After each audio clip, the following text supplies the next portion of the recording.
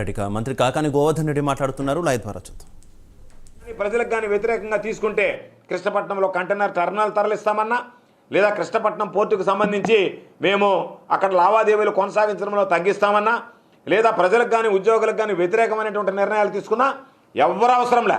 నేనే అధికార పార్టీ శాసనసభ్యుడిగా, మంత్రిగా నేనే వెళ్ళి కృష్ణపట్నం పోర్టు ముందు కూర్చొని నేనే అవసరమైతే పోరాటానికి, నిరసనకి, ధర్నాకి దిగి అక్కడ ఉన్నటువంటి ఉద్యోగస్తులకు కానీ ప్రజలకు కానీ న్యాయం చేయడానికి ప్రయత్నం చేస్తాం తప్ప తప్పనిసరిగా నాకున్నటువంటిది నాకు కృష్ణపట్నం పోర్టుతో ఏ రోజు పనిలేదు.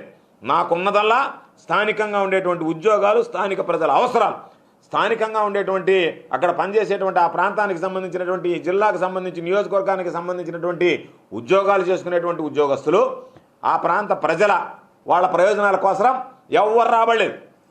అధికార పార్టీ నేనే, నన్ను ఎవరు లేపరు. మిగతా వాళ్ళు నేను పోతాను పోరాటానికి, నేను నిరసన చేస్తానని లేనిటువంటి దానికి సృష్టించుకుని పోరాటం చేయాల్సిన అవసరంలే. వాస్తవం అని ఏ రోజైనా బయటపడితే దానికి సంబంధించి నేనే నేరుగా వెళ్ళి అక్కడ కూర్చుని ఉద్యమం చేయడానికి కూడా వెనకాడను.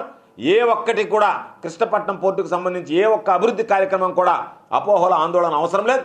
కృష్ణపట్నం పోర్టు రోజు రోజుకి అభివృద్ధి చెందుతుందనేటువంటిది వాస్తవం. అన్ని రకాల కూడా ఆ పోర్టు ద్వారా ఎంతోమందికి ఇచ్చేటువంటి ఉద్యోగ ఉపాధి అవకాశాలు కొనసాగుతాయి.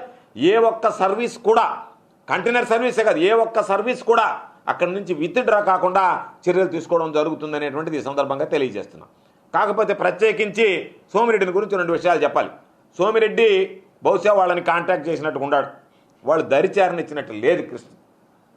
దాంతో ఏదో ఒక ఉద్యమం. ఎందుకు చెప్తున్నానంటే దీనికి సంబంధించి మీరందరూ సాక్ష్యం, ఈ జిల్లా ప్రజల సాక్ష్యం, ఈ నియోజకవర్గ సర్వేపల్లి నియోజకవర్గ ప్రజల సాక్ష్యం ఏమిటి అంటే, చంద్రబాబు నాయుడు ముఖ్యమంత్రిగా కాకుండా ప్రతిపక్షంలో ఉన్నప్పుడు పాపం కమ్యూనిస్టులు కొంతమంది ఈ పవర్ ప్రాజెక్టులు ఇక్కడ వస్తే ఇక్కడంతా పొల్యూషన్ వస్తుంది, రకరకాలైనటువంటి వ్యాధులతో ఇబ్బంది పడతామని వాళ్ళు పాపం జెండాలు పట్టుకుని ఉద్యమానికి కొనసాగారు.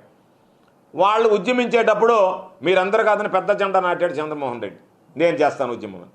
పాపం వీళ్ళు మన శక్తి చాలదు, ఈయనైతే పాపం 2 సార్లు శాసనసభ్యుడిగా ఉన్నాడు, ఒకసారి మంత్రిగా పనిచేశాడు, ఈయనకి అపారమైనటువంటి అనుభవం ఉంది, కాబట్టి ఈయనతో కలిస్తే మరింత ఉద్యమాన్ని ఉధృతం చేయొచ్చు అని చెప్పి వాళ్ళందరూ పాపం ఆ జెండాలన్నీ ఈయనకి అప్పచెప్పి దానికి సంబంధించి వాళ్ళందరూ తిరిగితే సోమిరెడ్డి అక్కడ మాట్లాడుతానే తిరగతానే ఉదయమంతా వాళ్ళతో తిరగడం, సాయంకాలం డిఆర్ హోటల్లో యాజమాన్యంతో బేరసారాలు ఆడడం.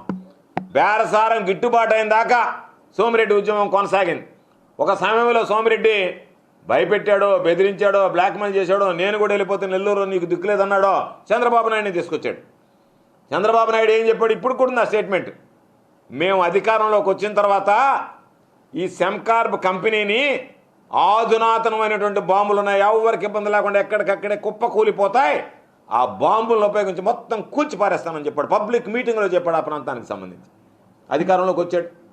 ఆ తర్వాత దాని మాటే మాట్లాడలే.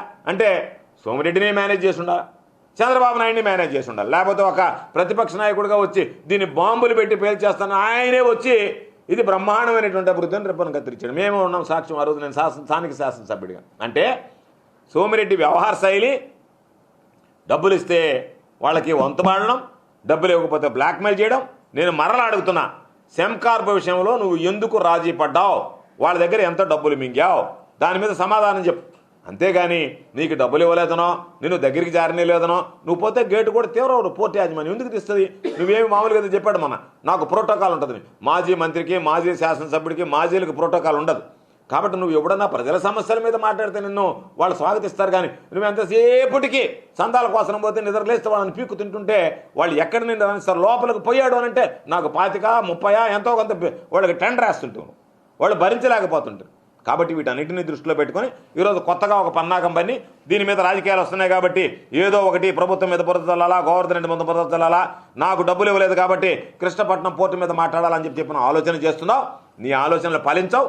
ఒకవేళ నిజంగానే, మరలా చెప్తున్నా, నిజంగానే ప్రతి ఉద్యోగుడికి, ప్రతి వ్యక్తికి చెప్తున్నా, నిజంగానే కృష్ణపట్నం పోర్టు కనుక ఏదైనా సరే అటువంటి దుస్సాహసం చేస్తే, ఏదైనా ఒక సర్వీస్ని, ఒక కంటైనర్ కాదు, ఏ సర్వీస్నైనా తొలగించేటువంటి ప్రయత్నం చేసినా, లేదా అక్కడ ఉన్నటువంటి వాళ్ళ ఉద్యోగాలకు కానీ ఆ ప్రజలకు కానీ అనుకున్నటువంటి అభివృద్ధి కనిపించకపోయినా తప్పనిసరిగా నేనే అక్కడ కూర్చొని ప్రజల పక్షాన నిలబడి పోరాటం జరుగుతుంది అనేటువంటిది సందర్భంగా తెలియజేస్తున్నా.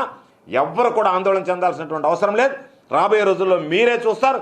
కాబట్టి ఏదో కొంతమంది కంపెనీలు కొంత ఆందోళన చెందొచ్చు, కొంతమంది ఉద్యోగస్తులు కొంత ఆందోళన చెందొచ్చు, దానిలో భాగంగా పాపం అందరి దగ్గరికి తిరగొచ్చు. మీరు ఎవరి దగ్గరికి వెళ్ళాల్సినటువంటి అవసరం లేదు. నా దగ్గర కూడా వస్తామని ఫోన్ చేశారు. నేను నిన్న విజయవాడలో ఉన్నా, నేను వెంటనే చెప్పా ఉద్యోగాలకు సంబంధించి కానీ ఎవరికి కూడా దాని గురించి ఆందోళన చెందాల్సినటువంటి అవసరం లేదు. నేనున్నాను, ఇంటి బిడ్డ లాంటి వాడిని, సర్వేపల్లి నియోజకవర్గ ప్రజలకి ఎవరికి అన్యాయం జరిగేటువంటిది ఉండదని చెప్పా. కాబట్టి రాజకీయమైనటువంటి విమర్శలు కాకుండా వాస్తవంగా మీ దగ్గర ఏదైనా కృష్ణపట్నం పోర్టు మూసేస్తామన్నటువంటి ఆర్డర్ ఉందా? కృష్ణపట్నం పోర్టు కంటైనర్ తరలిస్తామని ఆర్డర్ ఉందా? ఏది లేకుండానే లేనిది ఉన్నట్టుగా, జరగనిది జరగనట్టుగా, అనుకోనిది అనుకున్నట్టుగా